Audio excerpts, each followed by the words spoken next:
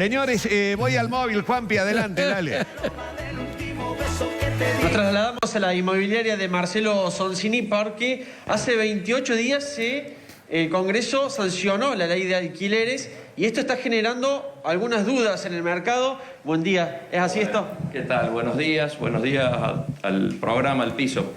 Así es, sí, hace 28 días y antes, ya desde el año pasado, teníamos estas dudas de cuándo se iban a implementar, porque la ley se implementó, diríamos, empezó a regir a partir del 1 de julio de este año, es decir, todos los contratos que se celebran ahora a partir del 1 de julio van por esta ley. Y si vos me preguntas qué es lo que preguntan o cuáles son las dudas, las cuestiones que genera esta ley, me gustaría hacer referencia a un principio básico que creo que tiene la ley.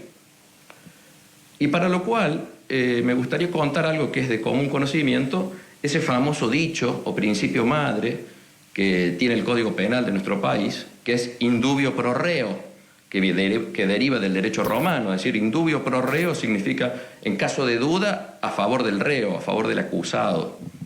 Y uno dice, ¿por qué en Argentina somos así? Bueno, porque el legislador tuvo la intención de que en caso de duda o de insuficiencia probatoria se beneficiara al acusado, porque era preferible absolver a un culpable y no condenar a un inocente. Ese indubio pro reo, lo uso como indicativo, te diría que la ley de alquileres ahora es un indubio pro inquilino, es decir, una ley pro inquilino. ¿Y por qué pro inquilino?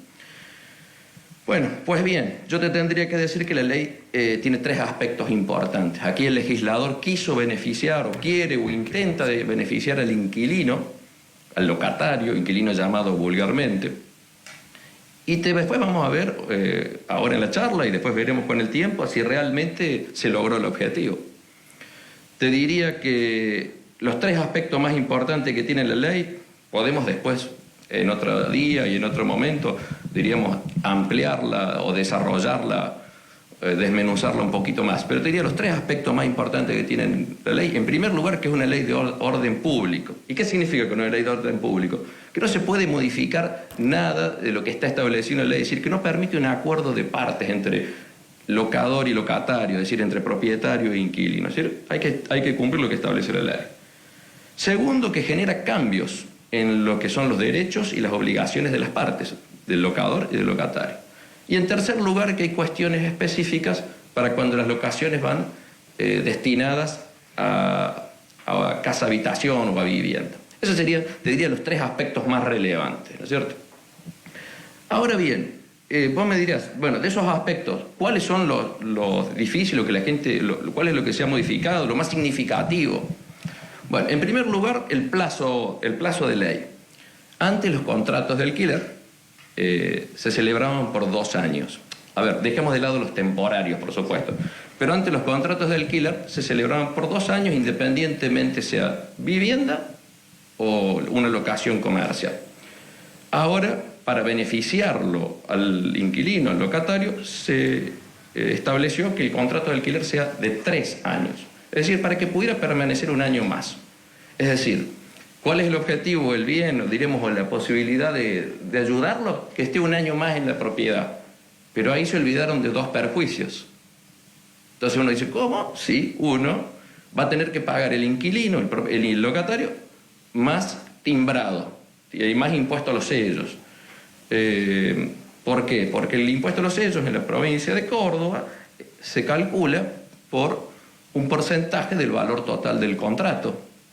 Entonces, antes hacíamos el valor total, que era un precio de un mes por 24 meses, se le sacaba el 1% y se pagaba el impuesto de sellos.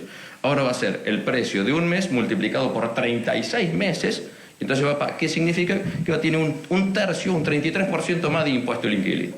Entonces yo diría, ¿y eso no se lo acordó el legislador? Una duda, un temita ahí para preguntarle, ¿no?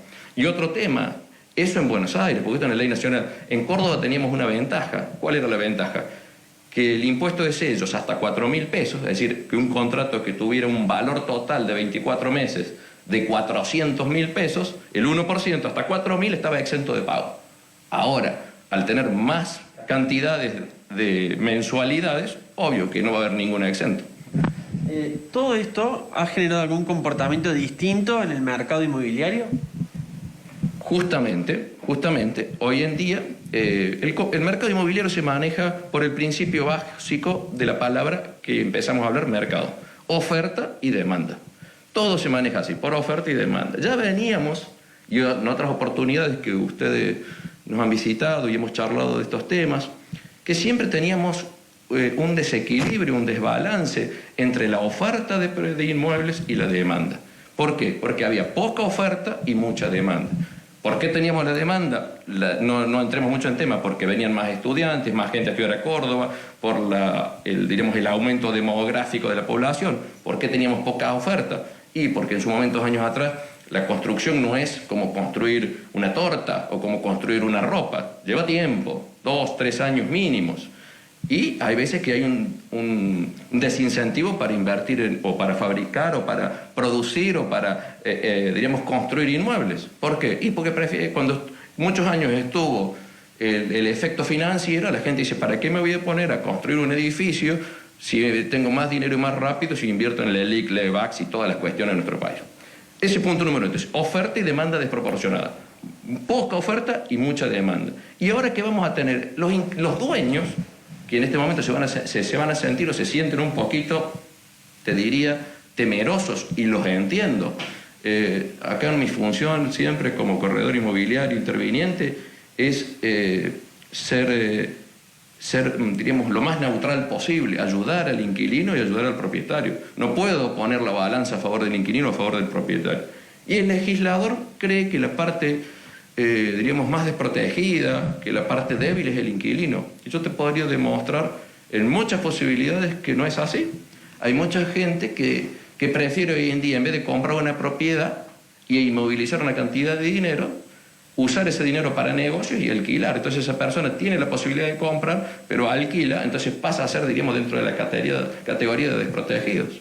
Un jubilado, una jubilada que ha trabajado toda su vida y que tiene una magra jubilación y que tiene un ahorro de toda su vida y que tiene un departamentito, y esa persona no es una persona, diríamos, un gran rentista de propiedades. Entonces, eso es lo que genera desequilibrio. Entonces, primero 3 años, lo que te digo, el plazo. Segundo, los impuestos. Los impuestos, ¿por qué? Porque antes en los contratos era el canon locativo, el inquilino paga todo, es decir, precio de alquiler, más impuestos, más expensas, más servicios. Hoy la ley es clara y dice, el inquilino paga solamente todos los impuestos, es decir, todas las contribuciones y cargas que vayan por el destino de lo que haga. Es decir, pone un inmobiliario, una panadería, un kiosco, la actividad. Pero lo que grava la cosa, es decir, el inmueble, va a cargo del propietario. Y acá el legislador se olvidó de muchas cosas.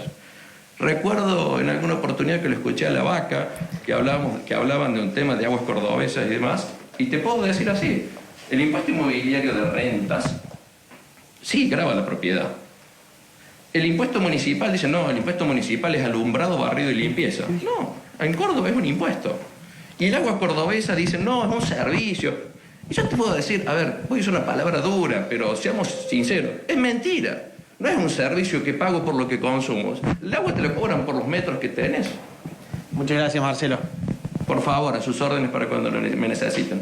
Bueno, haciendo un panorama general de cómo está el mercado inmobiliario a 28 días de la sanción de la ley. bueno, muy bien, ahí está discutido, ha planteado un montón de interrogantes. Sonsini, que es un especialista de muchos años, es contador, es especialista en estas cosas. Bueno, ha abierto la discusión que seguramente se continuará.